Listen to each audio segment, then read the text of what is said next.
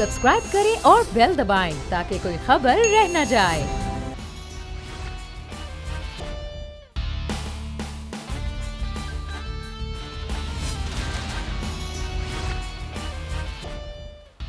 अस्सलामुअलैकुम। The special report with Mudassar Iqbal के साथ हाजिर खिदमत है। सियासी मामलात बहुत से हैं जो इस वक्त दिन ब दिन मजीद गर्म होते जा रहे हैं। पहले हुकूमत को पीडीएम के साथ मुकाबला था, लेकिन अब पीडीएम के अंदर ही एक दूसरे के साथ मुकाबले शुरू हो गए हैं।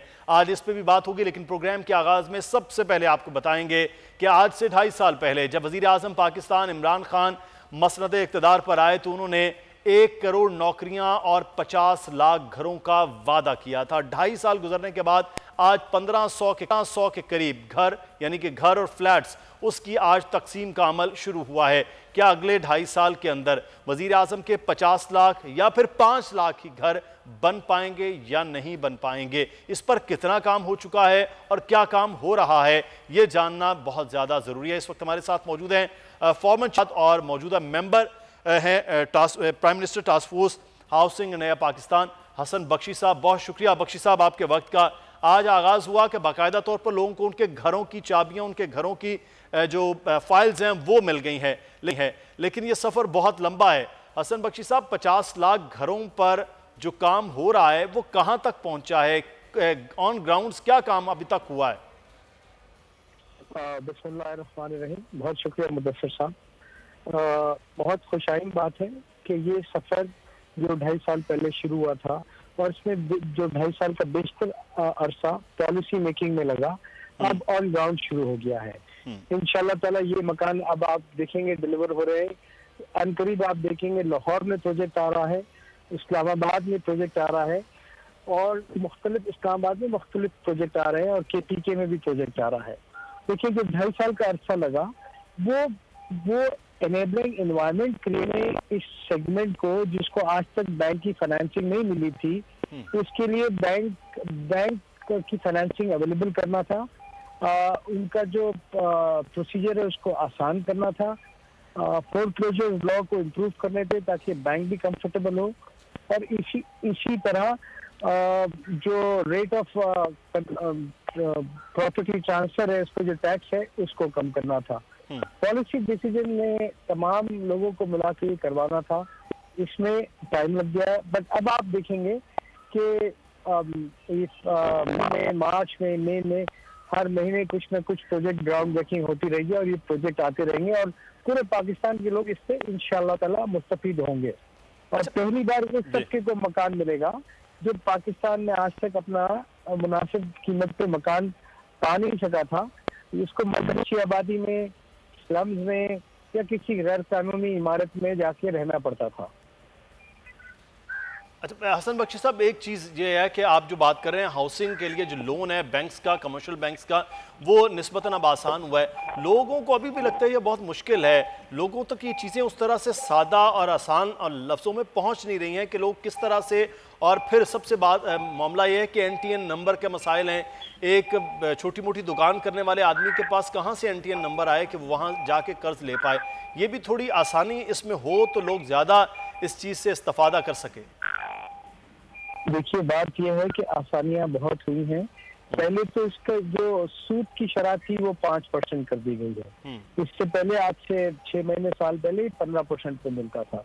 अब गवर्नमेंट खुद इसको सब्सिडाइज कर रही है। दूसरी बात, जो lowest segment of the society है उसके लिए आपको किसी NTN की जरूरत नहीं है। उन्होंने इनोवेटिव तरीके निकाले हैं आपकी इनकम को जज करने के लिए, जिसमें आपका मोबाइल का बिल, अगर आप कोई किराया देते हैं वो, आपका बिजली का बिल, आपके बच्चों की फीस, जो एक रिवायती तरीके से कि सैलरी बैंक में आनी चाहिए, आपका NTN होना चाहिए, चीजें अब खत्म हो गई है।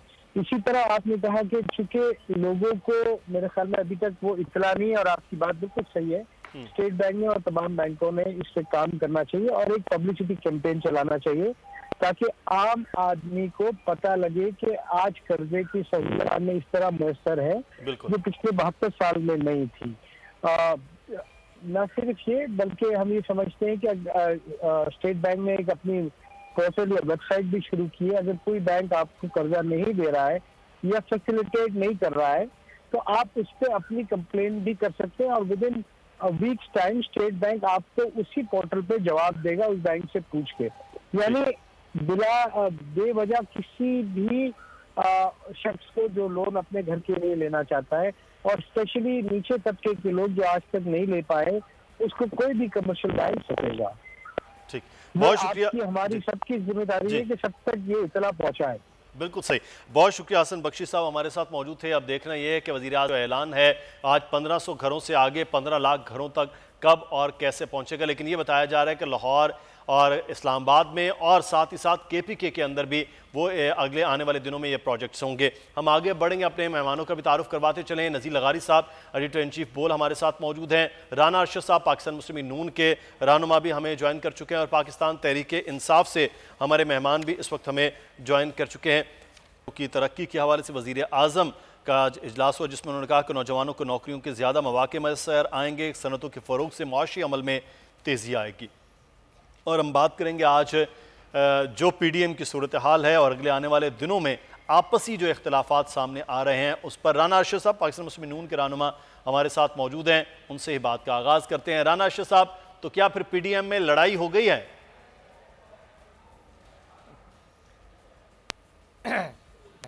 जी बिस्मिल्लाहिर्रहमानिर्रहीम। मुदस्सर इकबाल साहब, मैं आपके TV चैनल का शुक्रिया अदा करता हूँ। जी आपका भी शुक्रिया। मुदस्सर भाई, कोई दो राय नहीं है। लड़ाई, आपने जो कहा, लड़ाई हुई नहीं, इख्तिलाफ राय होता है। सही। और वो तो विद इन पार्टीज भी होता है। और ये तो PDM है जो 11 पार्टियों का इत्तेहाद है, और 25 जुलाई को भी हम सब ने एक दूसरे के अगेंस्ट इलेक्शन कंटेस्ट किया था। और अभी कल की बात है, 15 नवंबर को आपके गिलगित बल्तिस्तान में इलेक्शन हुआ था। वहाँ पर बिल्कुल प्योर पार्टी मुस्लिम लीग नून, हम आपस में एक दूसरे के अपोनेंट थे। हम तो इकट्ठे हुए थे अवामी इश्यूज पर, और बिल्कुल मैं समझता हूँ कि इसमें इख्तिलाफ राय हुआ है। ठीक है, जरदाई साहब ने अपनी बात की, मरियम बीबी ने अपनी बात की, और मौलाना साहब ने अपनी बात की, और उसके बाद उन्होंने टाइम मांगा है EC में जो उनकी रिक्वायरमेंट थी, उन्होंने अप्रूवल लेनी है, और हमने उनको टाइम दिया है। राना अरशद साहब, ये तो वो बातें हैं ना जो बता चुके हैं लीडर्स, लेकिन वो बातें जो मुस्लिम नून के अपने इजलास में जरदारी साहब पर तहफ़्फ़ुज़ात के हवाले से हुई हैं, उन पर अदम एतमाद की बातें हुई हैं, वो बड़ी खौफनाक थी, जिनके उन्होंने वीडियोस भी जो है बाकायदा तौर पर मौलाना फजलुर रहमान को भेज दी हैं। और उन्होंने फिर जो PDM के इजलास में अपनी तकरीर का आगाज़ किया है वो भी फिर उसी नहज से हुआ है कि उन्होंने कहा हम हिसाब बराबर कर देते हैं। सिद्दीक साजिद हमारे नुमाइंदे हैं, वो खबर आज ब्रेक उन्होंने खबर किया है, हम उनसे भी बात करते हैं कि तफसील क्या है। जी राना साहब, मुकम्मल कीजिए बात। मुदस्सर साहब, मैं अर्ज करना चाहता हूं, विद इन पार्टीज इश्यूज पर बात होती है, किसने का नहीं होती। और जो तहफ़्फ़ुज़ात हैं, देखे ना, जब सेनेट का इलेक्शन था तो अल्लाह ताला की ज़ात का शुक्र है कि हमने 83 वोट जो हैं वो कौमी असम्बली के यूसुफ रज़ा गिलानी साहब को अल्हम्दुलिल्लाह डाले हैं। और यूसुफ रज़ा गिलानी साहब मुस्लिम लीग नून मियाँ नवाज शरीफ साहब के वोट लेने के बाद वो सेनेट के मेंबर इलेक्ट हो चुके हैं। और उसके बाद जो चेयरमैन सेनेट का उनको हमने वोट दिया, उसके बाद डिप्टी चेयरमैन को आपने नहीं दिया, वो हार गए। कहना अब नहीं हमने दिया। अच्छा। मेरा ख्याल थोड़ा सा आप याद करेंगे, जब चंद माह पहले जब अदम इत्मीनान होता है, क्या नाम है वो बलूचिस्तान वाले, कभी मुस्लिम लीग नून के कंप्लेंट सेल में हुआ करते थे, उसके बाद फिर गिलानी साहब के, और आजकल यहाँ पर भर्ती हैं जो सादिक संजरानी साहब हैं, जब उन पर अदम इत्मीनान हुआ तो मेरे भाई वो 64 लोग थे, तो वो कैसे 52 या 50 हो गए, ये भी एक सवालिया निशान है। ये सवालिया निशान तो सर सेनेटर्स पर है, यानी कि पार्लियामेंटेरियंस पर है। सिद्दीक साजिद से हम दोबारा से रब्ता करते हैं, लेकिन PDM के इस इख्तलाफ के बाद क्या हुकूमत के लिए कोई आसानी हुई है, या हुकूमत अब किस पोजीशन में खड़ी है, ये हम बात कर लेते हैं। आफ्ताब जहांगीर साहब पाकिस्तान तहरीक इंसाफ के मेंबर नेशनल असम्बली हमारे साथ हैं।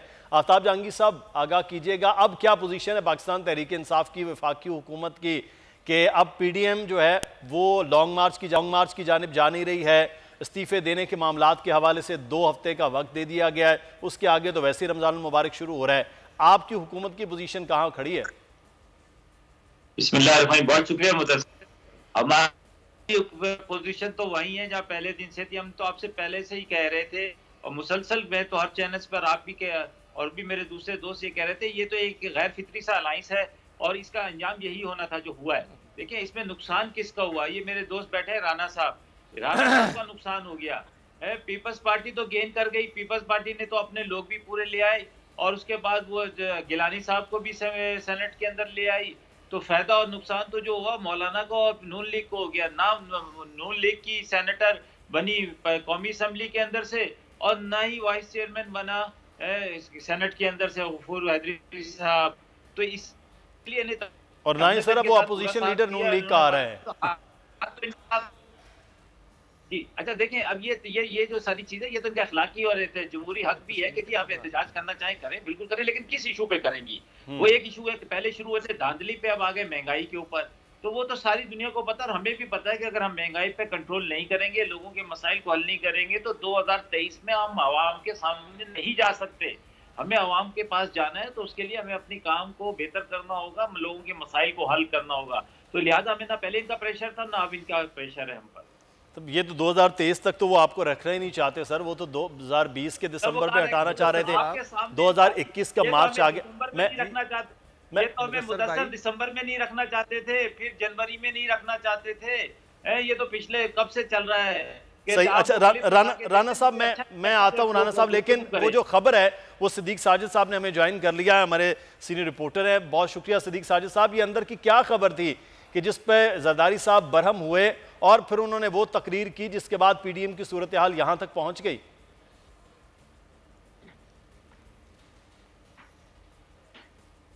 जिसमें इनके सिर्फ फैमिली मेंबर्स थे और ये 2 वीडियो लिंक के ऊपर इजलास हुए थे, जिसमें सिर्फ नवाज शरीफ थे, हमजा शहबाज, मरियम नवाज और इसहाक डार ये उसमें मौजूद थे। तो वहाँ पर डिस्कशन हो रही थी कि जो अगर ये पीपल्स पार्टी तरीके अदम एतमाद पंजाब में लाती है बुज़दार के खिलाफ, तो हमारी पोजीशन क्या हो।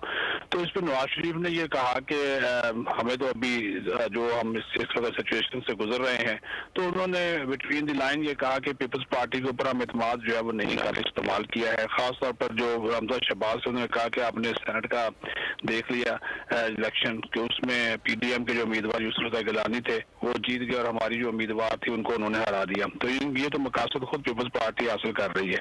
जिस पर नवाज शरीफ ने कहा कि मैं तो शुरू दिन से जो है वो इस चीज के ऊपर बिलीव करता हूँ कि नासिर जरदारी के ऊपर एतबार नहीं करना चाहिए था। वो असल में 2 वीडियोस थी, वो दोनों जो वीडियो लिंक हुई थी वो लीक हो गई और नासिर जरदारी के पास पहुंच गई।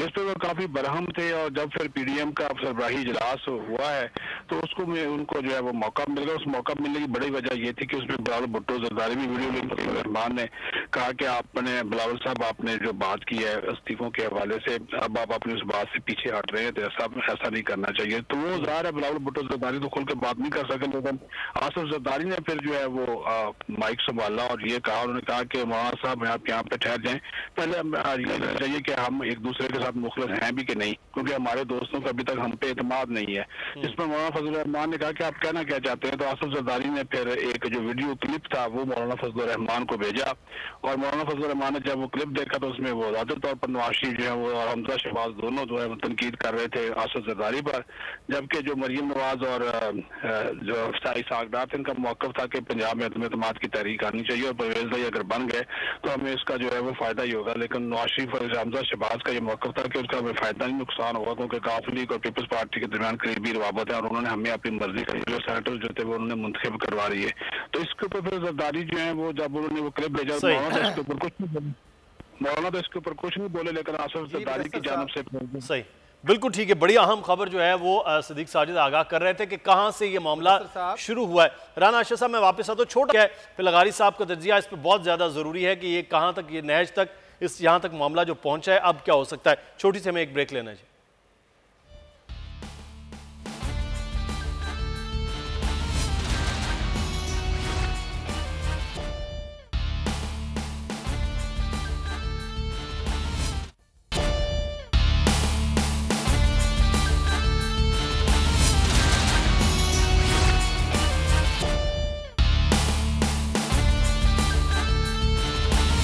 के बाद आपको खुश आमदीद कहते हैं। नज़ीर लगारी साहब, ये सिद्दीक साजिद साहब ने जो खबर दी है, ये चीज़ें पहुंच जाना जरदारी साहब तक और उसके बाद उनका जिस तरह से बरहम होना और इस किस्म की तकरीर होना, इसके पहले इजलास से पहले तो ऐसी कोई शुनीद ही नहीं थी। तो अब क्या मामला है? ये इत्तेहाद जिसे बार बार हुकूमत कहती है कि गैर फितरी है वो अब फितरी तकाज़ों के साथ आगे बढ़ पाएगा? ये तो ख्वाहिश हो सकती है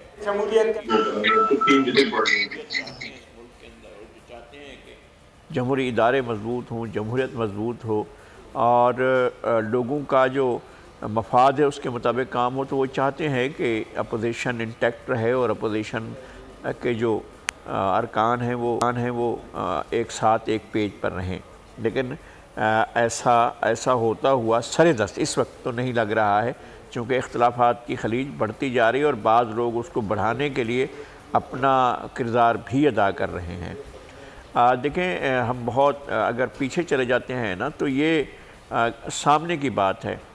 जब 88 की हुकूमत बनी थी और जब 90 में ख़त्म हुई है, तो 90 में आसिफ अली जरदारी की गिरफ़्तारी जो हुई थी वो उनके पूरे दौर में, मियाँ नवाज़ शरीफ के दौर में, पूरे दौर में वो जेल में रहे। और उसके बाद जब वो जेल से रिहा हुए और हुकूमत तब्दील हुई, तो उसके बाद जब तक इनकी हुकूमत रही तो फिर वो जेल से बाहर रहे, फिर मियाँ नवाज़ शरीफ की हुकूमत आई तो फिर वो जेल के अंदर चले गए। यानी दूसरी बार भी वो जेल में रहे और उसके बाद परवेज़ मुशर्रफ साहब का भी तकरीबन तमाम अरसा वो जेल में रहे। तो वो सारी की सारी तलखियाँ भुला कर जब 2007 में मोहतरमा बेनज़ीर भुट्टो की शहादत हुई, तो मियाँ नवाज़ शरीफ ने कहा कि वो इलेक्शन में हिस्सा लेने के लिए तैयार नहीं है।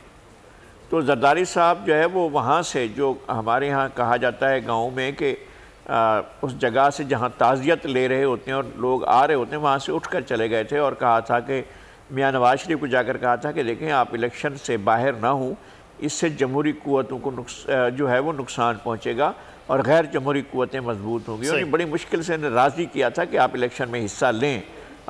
इमरान खान साहब ने हिस्सा नहीं लिया था, जमात इस्लामी ने हिस्सा लिया था और कई और जमातों ने भी हिस्सा नहीं लिया था। उसका नतीजा ये हुआ था कि ग्राउंड में रह गई थी तमाम पार्टियां, जो पार्टियां बड़ी पार्टी रहा। लेकिन ये कि अगर उनके किसी इजलास में कहा जा रहा है कि हमें जरदारी पर भरोसा नहीं है, तो ये ज़ाहिर है किसी भी शख्स को इश्तियाल दिलाने के लिए बहुत है। अगर हमजा शहबाज और नवाज़ शरीफ साहब एक पेज पर हैं कि नहीं जी हम तो नहीं जाएंगे, और दूसरी बात ये कि अगर पंजाब हुकूमत के ख़िलाफ़ तहरीक अदम एतमाद पास होती है और चौधरी परवेज़ इलाही अगर वज़ीर आला बनते हैं, तो इससे हमारा क्या फ़ायदा है? यानी उनको ये फ़ायदा नज़र नहीं आता है कि अगर उस्मान बुज़दार साहब हट जाते हैं तो मियाँ नवाज़ शरीफ साहब को ये सौदा मंजूर नहीं है, उनका हटना मंजूर नहीं है और उनका आना भी मंजूर नहीं है चौधरी परवेज़ इलाही साहब का। मेरे ख़्याल में बहुत वक्त गुज़र चुका है, पुलों के नीचे से बहुत पानी गुज़र चुका है। मियाँ नवाज़ शरीफ साहब अब एक बड़े तजर्बाकार सियासतदान हो चुके हैं। उन्हें अब बहरहाल एक ऐसी लाइन अख्तियार करनी चाहिए जिसमें एक फार साइटेडनेस हो, जिसके अंदर एक दूर अंदेशी हो। उन्हें शॉर्ट टर्म गेम नहीं करनी चाहिए। जी आप क्या फरमाते? एतमाद और एतबार का मामला है। ख्वाजा आसिफ साहब के मुझे वो जुमले याद आते हैं, वो एक टेलीविज़न पर बैठ के प्रोग्राम के दौरान उन्होंने कहा था कि मुझे तो आसिफ जरदारी पर नहीं एतमाद है, और वही बातें यहाँ पर नज़र आएंगी। राना अरशद साहब, आपका मुतालबा असम्बलियों से इस्तीफ़े देने का है, आपका, मौलाना फजलुर रहमान, बाकी तमाम अपोजिशन जमातों का। पाकिस्तान पीपल्स पार्टी इस्तीफ़े नहीं देना चाहती है। जब वो नहीं पर हैं और आप हाँ पर हैं, तो फिर आगे कैसे चल पाएंगे? और ये जो ऑडियो वीडियो का लीक होना, मीटिंग्स का लीक होना है, और उसके बाद जो हालात यहाँ तक पहुँचे हैं, फिर कहीं ना कहीं तो आप बेएतबारी का मरकज़ तो आपके यहाँ से शुरू हुआ है। नहीं मुदस्सिर साहब, ऐसे नहीं है। ये वीडियो का लीक होना, देखिए एक दिन पहले हमारा इजलास था, हमने डिस्कशन की है, ये वीडियो लीक होना कोई मैटर नहीं करता। अच्छा। थोड़ा सा आप पीछे देखें, जब लाड़काने में फंक्शन था और मरियम बीबी वहाँ पर गई थी, तो आपने जरदारी साहब का उस दिन का सेम डे का पॉइंट ऑफ व्यू कि कुछ हमसे भी सीख लें, हमारे तजर्बे से फ़ायदा ले लें, जल्दबाजी ना करें, और हमने अपने तजर्बे पर मुशर्रफ को मुआवजे पर मजबूर किया था। ये उस वक्त की बात है। और उसके बाद बिल्कुल बड़ी सीधी बात है, ये मैं एक पॉलिटिकल वर्कर हूँ, हम वो कॉन्सेप्ट पैदा नहीं करना चाहते कि हम पंजाब में अदम इत्मीनान करके उसका हिस्सा बने, या मरकज़ में हम गवर्नमेंट का हिस्सा बने और लोग कहें कि इनको तो हुकूमत चाहिए थी। ये गरीब की साथ जो महंगाई, बेरोजगारी, लाकानूनियत पर आवाम के साथ नहीं है, ये हुकूमत के साथ है। हम ये कॉन्सेप्ट बिल्कुल, जब मियां शबाशी साहब को मैं समझता हूं, राना साहब छोटा सा मेरा सवाल आपसे, राना साहब आपसे ही सवाल है छोटा सा मेरा कि राना साहब, क्या वाकई आपको पाकिस्तान पीपल्स पार्टी की क़यादत आसिफ अली जरदारी साहब पर एतमाद और एतबार है? आप भी तो पॉलिटिकल वर्कर हैं, मेंबर सूबाई असेंबली में हैं। मैं अर्ज करना चाहता हूं, मैं मेंबर कैबिनेट रहा हूं, मैं पिछले टर्नोवर में पंजाब असेंबली का चीफ व्हिप था, 313 हमारे मेंबर थे। इशू ये है कि अगर जरदारी साहब की पार्टी का वो मुकाम देखें जो मैंने एज ए पॉलिटिकल वर्कर देखा हुआ, तो पंजाब में भी पीपल पार्टी हमारे मुकाबले में थी, बाकी सूबों में भी थी। तो आप ये देखें कि पीपल पार्टी, माशाल्लाह लगारी साहब बड़ी फहम फराज है, पीपल पार्टी कब तैयार थी इस्तीफे देने के लिए? ना, वो कभी भी तैयार नहीं थी। आप हमारे तमाम सर, मेरा सवाल और था राना साहब, वैसे अब आप गोल कर गए, आप अवामी आदमी हैं, गोल करने में आप भी अपना सानी नहीं रखते। मेरा सवाल ये था कि आप मुस्लिम नून के कैबिनेट मेंबर रहे हैं, आप एतबार है देने के लिए तैयार नहीं है। हमने वोट दिया, गिलानी साहब सेनेट के मेंबर बने, और मैं समझता हूं कि इसके बावजूद पीडीएम आज भी है, तफजात होते हैं, इख्तिलाफ राय होता है, और इमरान खान साहब जो हैं वो खुशियां ना मनाएं, अब उनके जाने का वक्त करीब चले, सही हो गया। उनके जाने का वक्त तो सर बहुत पहले आपने दिया, नवंबर, दिसंबर, जनवरी, फरवरी, हम तो वो जाने की राह तक रहे हैं कि वो कब जाएंगे, लेकिन वो जा ही नहीं रहे हैं। तो मैं पाकिस्तान तहरीक इंसाफ का मौक़िफ़ ले लेता हूँ आफ्ताब जहांगीर साहब से। आफ्ताब जहांगीर साहब, ये जो खबर आपने हमारे सदीक साजिद साहब ने दी कि असल मामला यहाँ से शुरू हुआ है, अब सूरत हाल ये है कि ये पीडीएम आगे बढ़ती हुई नजर आ रही है यहाँ पर कुछ चीजें, या कतन आपको लगता है कि कुछ भी नहीं अब रहा? सर, कुछ भी नहीं रहा।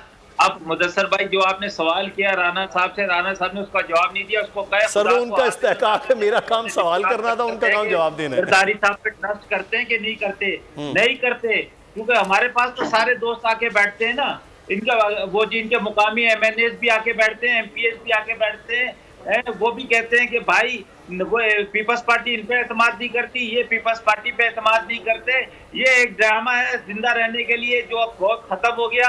अब इन्हें चाहिए कि अपनी असल सियासत की तरफ वापस आए, लोगों के मसाइल को उजागर करें, पार्लियामेंट में अपना किरदार अदा करें, इलेक्टोरल रिफॉर्म्स करें, ताकि ये रोज रोज की चिक चिक खत्म हो जाए कि जी धांधली हो गई, धांधली हो गई है। ये मैं तो बचपन से सुनता चला आ रहा हूँ, धांधली हो गई। मैंने पहली तहरीक जो हिस्सा लिया था वो 77 की तहरीक में लिया था, जब भुट्टो साहब के खिलाफ ये मौलवी सारे इकट्ठे हो गए थे, उन्होंने कहा था जी धांधली हो गई, धांधली हो गई। तो ये धांधली का सिलसिला खत्म करने के लिए बाइज्जत कौम बने और ये इलेक्टेड रिफॉर्म्स लाएं, जिसके अंदर हर आदमी को एहसास वो हो कि जी हमने जो इलेक्शन में हिस्सा लिया है वो बाइज्जत तरीके से लिया है, और जो जीत कर आया है वो हकीकतन जीत कर आया है। तो और वो अपने 5 साल का मैंडेट पूरा करे, फिर आपके इस बात का कदर करता हूँ, लेकिन आज देख ले कि हो क्या रहा है। मरियम बीबी अगर गरीब की बात करते हैं तो फिर नैब का नोटिस, एक नोटिस, दूसरा नोटिस, शुगर मिल पर वो बेल आउट है। फिर आप देखें ना, ऐसे जमहूरियत आगे कैसे बढ़ेगी जब इमरान खान साहब खुद जमहूरियत को खत्म करने पर तुले हुए हैं। आज हो क्या रहा है, 1 करोड़ घर का वादा किया था। चलें, अब ये देखना है कि हुकूमत के लिए क्या खतरा है और आगे अगले आने वाले दिनों में चीज़ों के लिए क्या खतरा है, और पीडीएम वाकई दोबारा से उसी तरह इकट्ठी हो पाएगी जो इससे पहले नजर आई है। बहुत शुक्रिया राना अरशद साहब, आफ्ताब जहांगीर साहब, आप दोनों अहबाब को शुक्रिया अदा करते हैं। नज़ीर लगारी साहब, आपका भी बहुत शुक्रिया। आगे बढ़ेंगे और बात करेंगे इस वक्त कोविड-19 की सूरत हाल से मुतालिक। तीसरी लहर पूरी दुनिया में है और वैक्सीनेशन का अमल भी शुरू हो गया है, लेकिन कुछ ममालिक में वैक्सीनेशन के हवाले से भी बहुत से सवाल उठ रहे हैं। अजमल अली सैयद साहब हमारे साथ मौजूद है, chairman international professional council UK, public health adviser भी हैं यूके से। बहुत शुक्रिया सैयद साहब आपके वक्त का। इस वक्त पाकिस्तान की तो सूरत हाल ऐसी है, लेकिन यूके में हम ये देख रहे हैं कि सख्तियाँ भी हैं, लॉकडाउन की भी सूरत हाल है, वहाँ पर कोविड ने अपनी शक्ल भी बदली है बुनियादी तौर पर। क्या सूरत हाल वहाँ है और वहाँ से वाकई अब दुनिया को ख़तरा लग रहा है कि शायद यूके से आने वाले लोगों को भी ज़्यादा मॉनिटर किया जाना चाहिए? अस्सलाम वालेकुम, बहुत बहुत शुक्रिया आपका कि आपने मुझे अपने प्रोग्राम में लिया। बात यह है कि यूके में जो है इस वक्त जो है कोविड की सिचुएशन मच बेटर है एज कम्पेयर टू 7-8 महीने पहले। इसकी सबसे बड़ी वजह यह है कि इनके पास एक बहुत बड़ा जो है वैक्सीनेशन का प्रोग्राम है। अभी तकरीबन 30% लोगों को फर्स्ट स्टेज में वैक्सीनेशन लग चुकी है, जिसकी वजह से जो वैक्सीनेशन का इफेक्ट ये आ रहा है कि वैक्सीनेशन ना तो सिर्फ उस बंदे को प्रोटेक्ट करता है बल्कि दूसरे लोगों को भी वायरस से प्रोटेक्ट करता है। और अभी सेकंड फेज के बाद एंड 3 मंथ के बाद क्या होगा, जब सेकंड डोज लग जाएगी और 50-60% जो है यहाँ वैक्सीनेशन हो जाएगी, तो होपफुली जो है आफ्टर 7-8 मंथ जो है ना सिचुएशन जो होगी वो मच बेटर होगी। इसी दौरान जो है ना लोगों को क्वारंटाइन किया हुआ था। अभी सिचुएशन ये है कि क्वारंटाइन होने की वजह से जो इसका एक अटैकिंग रेट था वो वायरस म्यूटेट होता है। हर वायरस जो होता है वो वक्त के साथ साथ म्यूटेट होता है, क्योंकि आप वैक्सीनेशन और मेडिसिन जब उसे आप पेशेंट को देते हो वायरस उसको यूज्ड टू हो जाता है और फिर अपनी शक्ल चेंज करता है ताकि मजीद इफेक्टिव हो जाए। लेकिन अभी फाइजर या एक और कंपनी की एक न्यू फॉर्म की वैक्सीनेशन आ रही है जो कि अभी यूके का वेरिएंट है, साउथ अफ्रीका का वेरिएंट है या दूसरी ब्राजील वेरिएंट है, उनके खिलाफ वो इफेक्टिव होगा। सिमिलरली जो है पाकिस्तान में भी जो है सक्सेसफुली वैक्सीनेशन का प्रोसेस जो है इस्तेमाल जो है शुरू हो चुका है। मेन चीज़ ये कि लोगों को थोड़ा पेशेंट रहना है, वैक्सीनेशन करानी है। अगर पाकिस्तानी गवर्नमेंट उसको अफोर्ड नहीं करती तो प्राइवेट चली जाए, लोगों के साथ पार्टनरशिप करे और उसको बहुत मास स्टेज पे जो है वैक्सीनेशन का प्रोसेस जो है वो कंप्लीट करे। जितनी जल्दी आपके पास वैक्सीनेशन होगी उतनी जल्दी जो है लोग इस बीमारी से प्रोटेक्ट रहेंगे। मैं एक चीज़ आपसे यहाँ जानना चाहूँगा, पाकिस्तान में ये बात हुई कि पंजाब में कुछ यूके से लोग आने वाले जो हैं उनमें एक वायरस की एक अलग किस्म थी जिस पे आकर थोड़ी तशवीश हुई पंजाब के अंदर, ख़ास तौर पर इस पर बात बाकायदा तौर पर भी हुई, NCOC में भी ये बात हुई। तो क्या यूके में भी वायरस के म्यूटेट होने के बाद क्या बहुत बड़ी तब्दीली कुछ मरीजों में थी जो पाकिस्तान में या बाकी दुनिया में वो जो लोग लेकर गए हैं उस वायरस को? देखिए, पाकिस्तान में गलती ये हुई कि जो ओवरसीज पाकिस्तानी पाकिस्तान में दोबारा गए उनकी मॉनिटरिंग का और उनकी टेस्टिंग का कोई सिस्टम पाकिस्तान में मौजूद नहीं था और उसी वजह से ये लोग गए पाकिस्तान में और वहाँ पे शादियों में और दूसरी पब्लिक गैदरिंग में घुल फिर गए, जिसकी वजह से वहाँ के लोकल लोगों को जो है ना ये इन्फेक्शन पास ऑन हुआ है। इसमें कोई शक की बात नहीं है कि जब एक बंदा जो है वायरस को कैरी कर रहा होता है तो उसके पास सिम्टम जो है ना 2-3 हफ्ते बाद आना शुरू हो जाती है। तो एक साइलेंट कैरियर के तौर पर गए पाकिस्तान में, जिसकी वजह से ये प्रॉब्लम हुआ। पाकिस्तान को चाहिए था इन लोगों को अपने घरों में कम से कम क्वारंटाइन करते, कम से कम 2 वीक के लिए।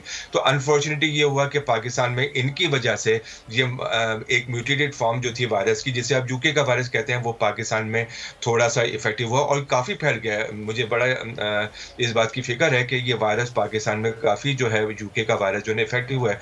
यूके में चूंकि ऑलरेडी यूज टू है यहाँ के जो लोग हैं वो इसे कोप कर रहे हैं, इसके खिलाफ फाइट कर रहे हैं, इसके खिलाफ प्रोटेक्शन कर रहे हैं। सब में बड़ा एडवांटेज ये है यहाँ पे लोग जो है सीरियसली तौर पे मास्क यूज करते हैं, हैंड सैनिटाइजर यूज करते हैं। एक सवाल सादा लोगों के लिए कि ये जो सूरत हाल है, पहले लोगों ने बहुत केयर की, जब वैक्सीन के आने की खबर रही लोगों ने मास्क उतार दिए, सोशल डिस्टेंसिंग नहीं रखी। अब क्या वाकई हम अगले 1 साल के अंदर पूरी दुनिया को वैक्सीनेट कर लेंगे और वो नॉर्मल लाइफ हो जाएगी शुरू, या नहीं अभी बहुत वक्त दरकार है? देखिए, वायरस की जो हर वक्त ये मौजूद रहेगा, कोरोना वायरस, इसमें कोई शक की बात नहीं है। ये पहले भी मौजूद था लेकिन अब चूंकि एक्टिव हो गया है और वायरस की जो वैक्सीन आई है होपफुली जो है ना ये इफेक्टिव रहेंगी और दुनिया में इसका जो है एक बेटर रिजल्ट आएगा और लोग जो है ना हो सकता है 1.5 साल के बाद 2 साल के बाद जो है इसके गुड रिजल्ट आना शुरू होंगे। अभी सिर्फ 2 चीज़ें जो लोगों के पास है वो ये कि कोई हमें ये नहीं पता कि इसकी एफिकेसी जो है वो 6 महीने रहेगी या 1 साल या 2 साल।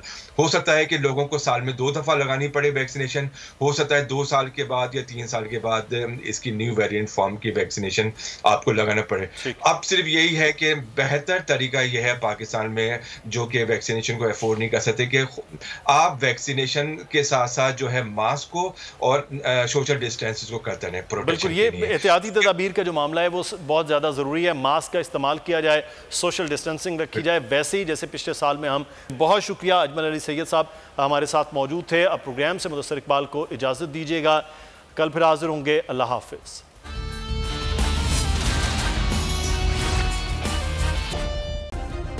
सब्सक्राइब करें और बेल दबाएं ताकि कोई खबर रह न जाए।